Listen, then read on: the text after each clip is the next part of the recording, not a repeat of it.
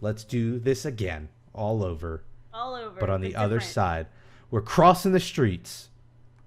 The We're street. crossing the promenade, the promenade. Promenade. The promenade was like lemonade. Mmm, mm-mm. Come get Simply Promenade. Hi, everybody, and welcome to the Disney Top 3, the series where we pick a topic and we pick our top 3. It's really self-explanatory, actually. I didn't need to explain that, but I did. Last time, we did our top 3 Disneyland experiences because Christine and I, my co-host, we went to Disneyland for the very first time. And it was great. We had a lot of fun, and it seemed only natural that we would also do a Disney's California Adventure top 3 as well. And so that is what we're going to do today. Our top 3 Disney California Adventure experiences. Christine, I'm going to let you kick it off because you stole all the good ones. And quite frankly, I'm going to be talking about napkins and bathroom stalls and stuff. It's going to be awful. Just buckle in for a really rough ride. My top 3 is going to be fantastic. So, my number 3 in California Adventure was the Five and Dime Performers.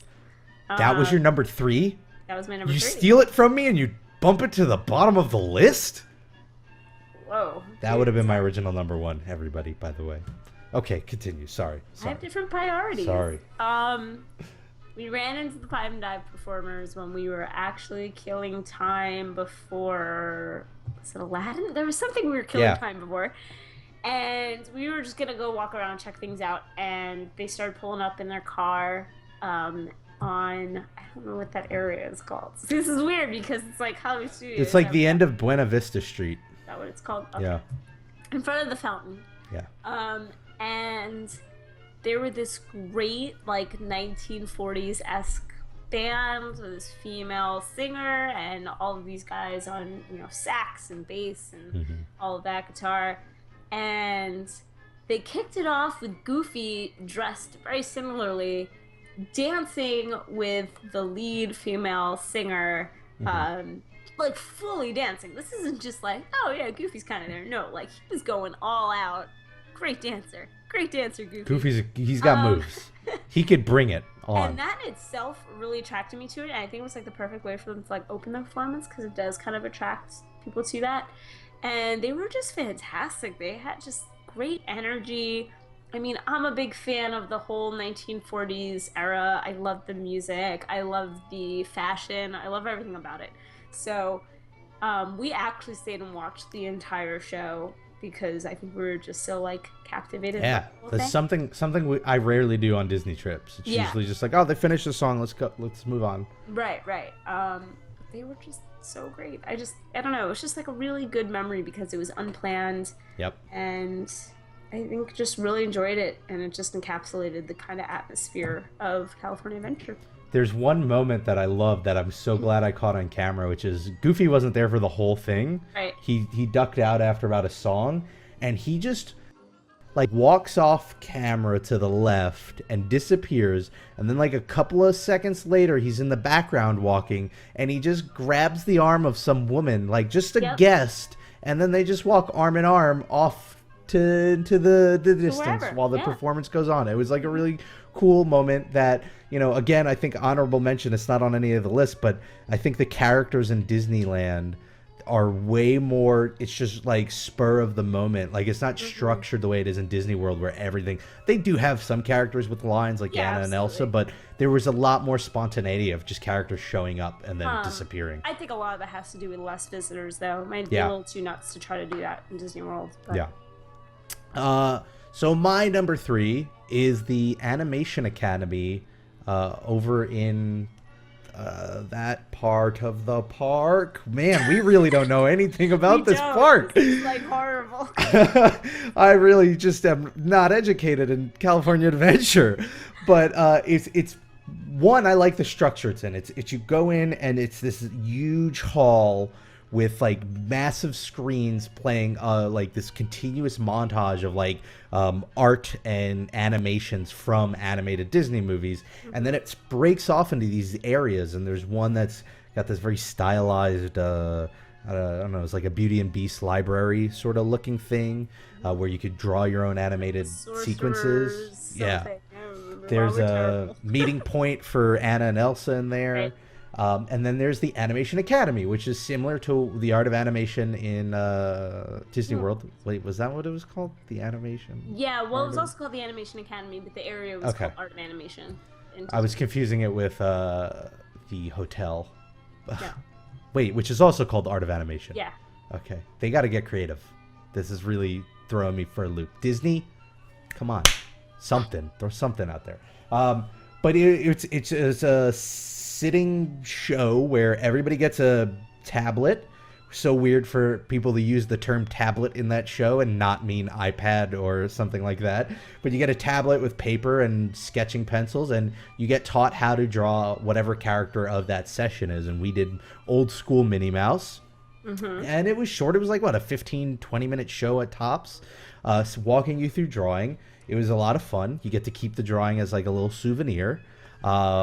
It was very casual. It was the perfect attendance, in my opinion, of a show at Disney, which is to say there was enough people that you don't feel weird about it, which has happened. I've been one of two people in the Tiki Room, and it's the weirdest thing ever. We're just like, why are you even wasting the power? But it wasn't crowded either. It was just like this perfect, comfortable mix, and you just draw and hang out, and it was a really fun time. It was super fun to do. It was a lot easier than I thought it was going to be, as someone who I feel has no artistic ability whatsoever. I was actually very proud of my Minnie. And yeah, it was just something completely different that I don't think a lot of people think about when they think of Disney. I think rides, I think fireworks, I think parades, but right. It was a nice little other thing to do that was a little bit more personalized, so I like that. By the way, since people in the comments will correct us, I looked it up. The area in Hollywood Studios was actually called the Magic of Disney Animation. It wasn't called the Art of Animation. Well, that was the one in Disney World, I said. It's the Art right, of Animation, right. That's what that's called. The Art of Animation in Florida is the hotel. The area was not called the Art of Animation. You're the worst. Throwing it out there, someone else. Just give up our YouTube channel. I'm gonna switch over to being a specialist in Donnie Park. Okay. So you're number 2. I think that's what we're up to. You're number 2. That's my number 2. It's probably something I would have. Okay. It is. Don't say the thing I think you're gonna say. It is the thing that I think that I'm gonna say. That should be the number 1. Go say it. Don't judge. I don't judge your Say top it. 3. Say it. Cars Land. Yes. Slash. Actually, I had a slash on my list.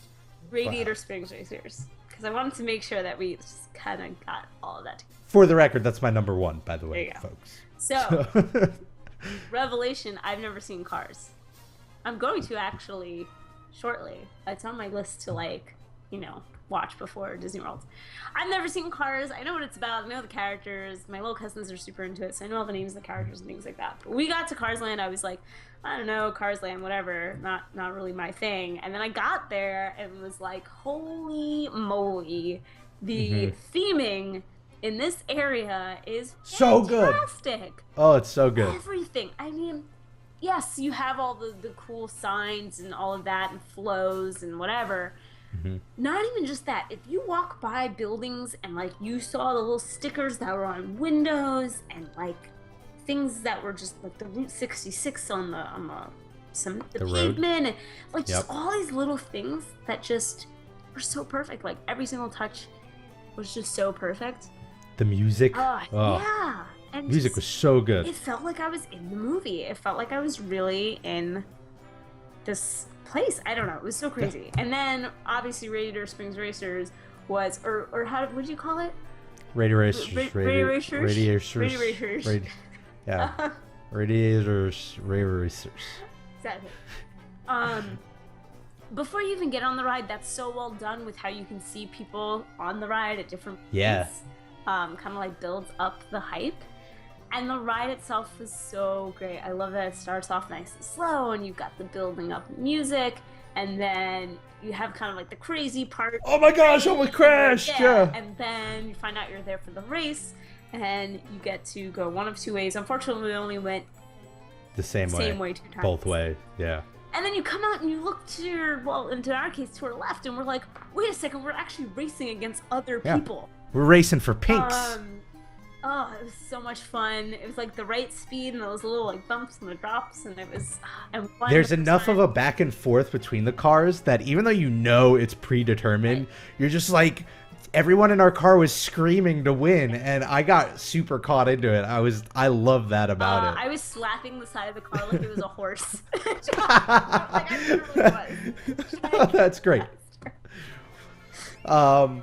I agree with all of this. Cars Land was my number one on this list. It is the perfect example, in my opinion, at every Disney park I've been to, of immersion into another world or area through the detail, through all of the detail, the buildings, and just the atmosphere and the music and just what's offered there. I was saying it there almost as a joke, but seriously, like I could have spent the whole day in Cars Land just hanging out, listening to music. It was great. Or just like in the, it was Flo's where we were eating. Just everything about that. Again, I like fell in love with it, and then I fell in love with it all over again when we walked past it at night and all the neon lights are lit up. It was gorgeous. And it was another part, you know, I talk about this in the last top 3 we did, but like it was another point where the forced perspective trick actually worked on me, especially the canyon wall to the back of Rady Racers.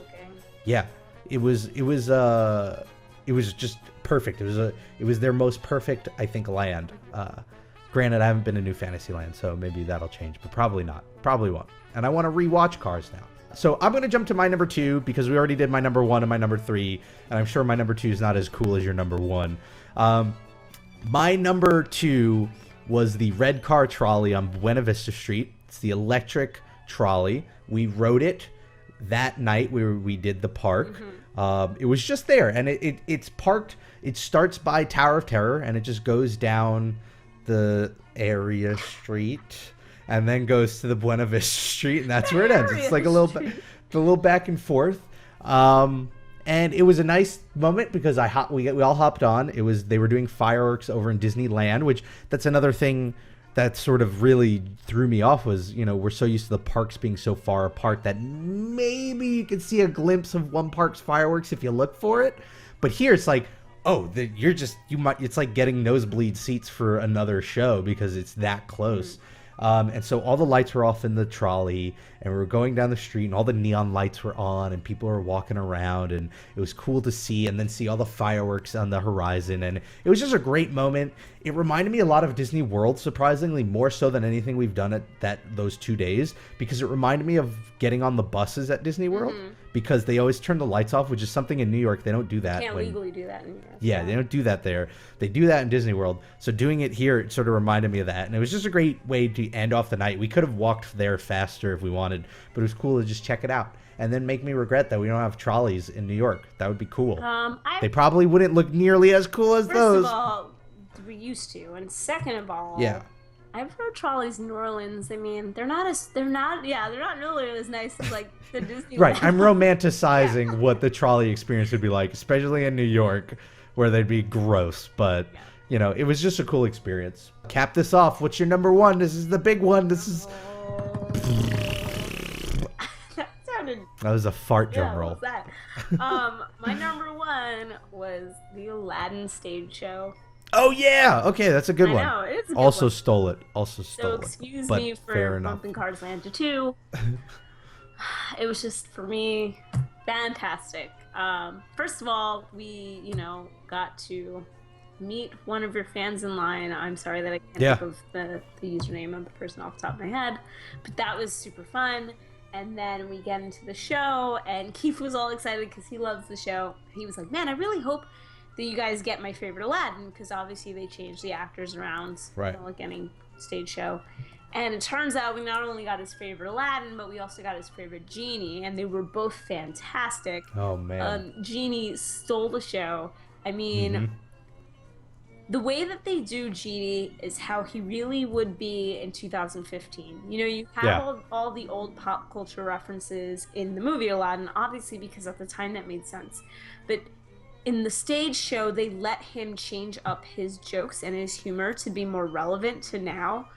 They made a deflate gate joke, the whole thing with the footballs being deflated for their Super Bowl and all that. They made a Star Wars Land joke, and that was at that point like a week after it was announced. Star Wars Land joke, a lot of pop culture. Selfie stick joke. Pop culture a lot of Disney by joke. Felicia, which is really famous. Like, people use that line all the time. Yeah. And I realized, like, yeah, this is the genie. Like, if he was still around doing this, like, this is what he would sound like. So belly laughs, absolutely big belly laughs, laughed till I cried. But otherwise, just a beautiful show.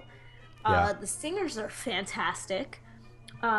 Prince Ali was my second favorite part, other than just the genie, because he comes in on this elephant and he's like in the theater, walking behind seats on this big, it's a fake elephant, but like, right.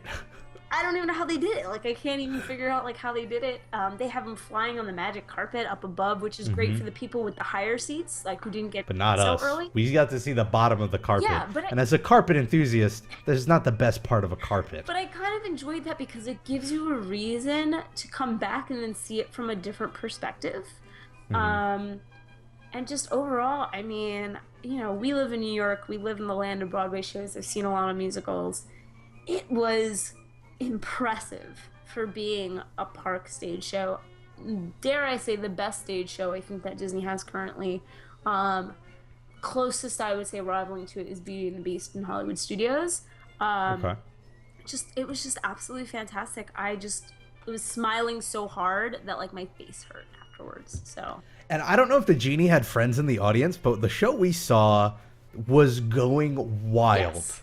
Like, it was not a respectful, like, oh, great job. No, they were, like, whooping and hollering. It was crazy. It was great.